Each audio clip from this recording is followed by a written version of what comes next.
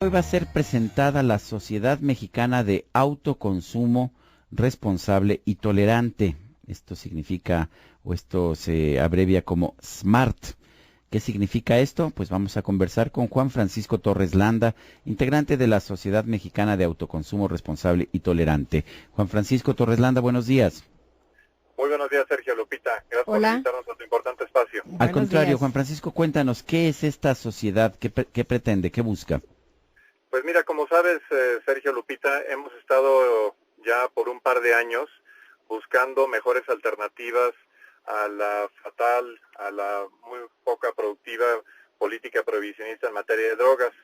Y de ese análisis en el cual hemos intervenido en foros, en debates, en una serie de publicaciones, detectamos que había un faltante, una omisión importante en el debate, que es justamente la participación del Poder Judicial, porque hasta ahora ha habido ya intervenciones importantes, algunas de ellas bastante recientes, por parte del Poder Ejecutivo, Poder Legislativo, pero el Poder Judicial había permanecido al margen de esta discusión. Y entonces, en unión de varias ONGs y centros de pensamiento, diseñamos una estrategia para justamente permitir y propiciar que el Poder Judicial entre a este debate y a esta lluvia de ideas. Y la estrategia es básicamente justamente el crear esta AC, la primera en su tipo en el país, que es una sociedad de autoconsumo en materia de marihuana, y creamos esta sociedad, insisto, para propiciar que hubiera un acto de autoridad, concretamente por parte de la Secretaría de Salud, de parte de COFEPRIS, a la cual se le solicitó la autorización para que nosotros, en este seno de la asociación civil, pudiéramos, sin ánimo de lucro, generar el autoconsumo de marihuana, es decir, Es como la los siembra clubes, y el consumo. es como los clubes de autoconsumo que existen en otros lugares del mundo. De esa idea justamente partimos para generar este club, digamos, canábico, como se conoce en países como Portugal, como Holanda, como Suiza. Y el punto central, Sergio, es justamente detonar el acto de autoridad que nos negare en base a la legislación vigente, concretamente artículos como el 237, 239, 254, 258 de la Ley General de Salud. Y efectivamente así sucedió. Presentamos la solicitud, la misma fue denegada en términos de la legislación vigente, y el 5 de julio del año en curso presentamos ya la demanda de amparo contra este acto de autoridad. Lo novedoso tiene justamente dos aristas. Uno es que por primera ocasión el Poder Judicial va a entrar en contacto directo con la discusión sobre qué pasa con la época de la prohibición, con la normativa aplicable de la prohibición. Y segundo, que lo estamos haciendo con la visión de derechos humanos, es decir, el reclamo constitucional que estamos presentando se sustenta en que somos titulares de un derecho humano básico como es el de la autodeterminación y el de la libertad de elección, que están siendo vulnerados con la normatividad aplicable en esta fecha. Juan Y esa Francisco, es, ¿esto significa que ustedes van a seguir luchando, que van a litigar hasta que esto sea una realidad? Es correcto. Ahorita de momento lo que estamos ventilando esto es ante un juzgado de distrito.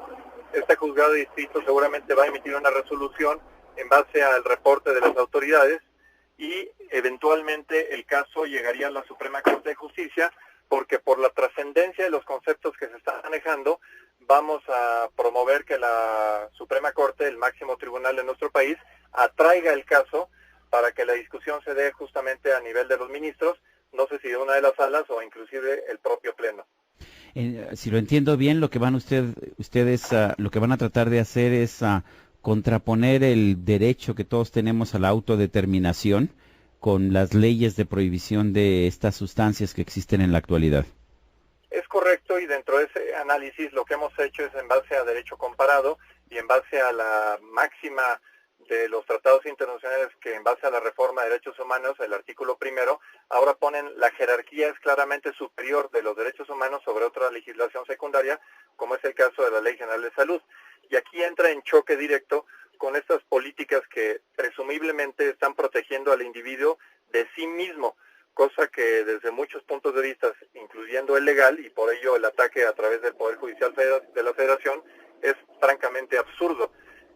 Y por ello queremos, insisto, lanzar esta nueva vía que va a venir a complementar y a fortalecer el ataque que las normas prohibitivas están siendo de alguna manera ya consolidadas. Y aquí queremos fortalecer, dicho sea de paso, los esfuerzos que desde el punto de vista legislativo y ejecutivo ya ha habido funcionarios que se han atrevido en forma valiente, en forma educada, a romper con hitos y con mitos que realmente no tienen un sustento importante y que muchas veces los funcionarios reaccionan más bien, parece ser, como un acto reflejo ante la ignorancia, ante la nula estudio, el nulo análisis de lo que realmente sucede con esta política prohibicionista que ha generado simplemente la debacle, costos y cero resultados. Juan Francisco, ¿cómo funcionan estos clubes de consumo canábico? ¿Solamente se dedican a consumir o hay información, o hay producción? ¿Qué ocurre? Mira, como funcionan, obviamente en nuestro país a la fecha no funciona ninguno de ellos. Este es el primero, por lo menos, que legalmente está constituido con ese objetivo.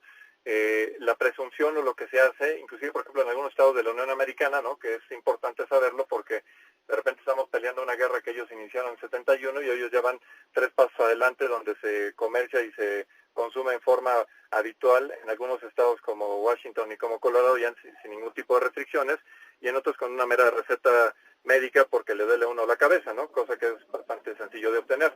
Estos clubes canábicos, inclusive en estados, por ejemplo, como California, lo que sucede es que promueven el control de la calidad, de las dosis y de las personas que consumen estos enervantes, justamente porque no se promueve, no se está promoviendo el consumo, no es un tema de comercializar o promover que las drogas, como no se hace con otras drogas como el alcohol y el tabaco, se conviertan en caramelos que uno puede adquirir en el supermercado. Ese no es el objetivo es justamente controlar mediante un tema de salud pública y mediante un tema de verificar calidades, repito, dosis y personas, cómo se están consumiendo. Los clubes canábicos lo que promueven justamente es eso, es saber quiénes se están consumiendo, qué calidad se está ofreciendo y en qué cantidades se están vendiendo a los miembros de los clubes canábicos.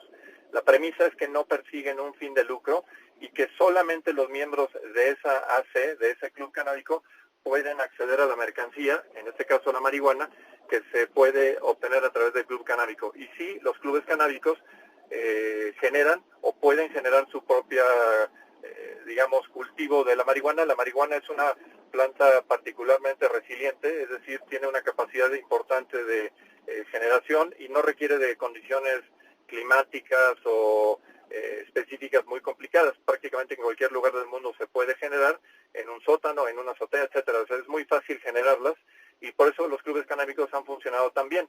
Y desde el punto de vista estatal, la autoridad estatal tiene la capacidad de regular esos clubes canábicos y generar condiciones mejores de salud, que eso es lo importante. Debemos de centrar en esto el debate, que es un tema de salud y no de seguridad pública, como hasta la fecha sigue siendo vigente en nuestro país y en muchos otros.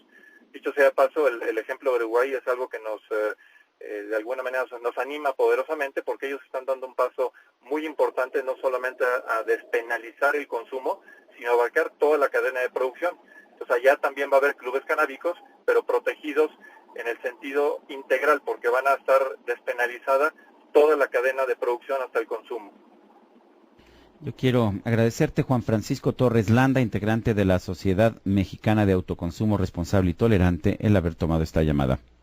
Al contrario, gracias a ustedes. Y dicho sea paso, ahora que está de moda la cita al presidente Cárdenas, recordemos que el presidente Cárdenas en 1940 ya había establecido que el tema de enervantes y concretamente a través del Reglamento Federal de Toxicomanías, este era un tema de salud pública, no de seguridad pública. Entonces esta es una cita y estoy seguro que aún Cuauhtémoc Cárdenas estaría de acuerdo que no estamos mal usando el nombre de su padre en este caso. Bueno, muchas gracias. ¿Cuál fue esa legislación? ¿Nos puedes decir otra vez? El Reglamento Federal de Toxicomanías se publicó en febrero de 1940 y el presidente Cárdenas en ese entonces expresamente citó que el tema de enervantes era un tema de seguridad, de salud pública, y que las bandas de crimen organizado estaban siendo beneficiadas por la legislación en ese momento vigente, que era de 1931. Se expide este reglamento justamente para combatir las nocivas consecuencias que había generado la penalización en el consumo de enervantes, incluyendo la marihuana. Entonces, creo que en este caso tenemos mucho que aprender también de la actuación del presidente Cárdenas. Nada más que en este caso, en el tema Muy bien. Interesante, gracias. Gracias, Juan Hasta Francisco. luego. Muy buen día. Muy buenos días. Oye, pues Interesante, Lázaro ¿no? Cárdenas es lo de hoy.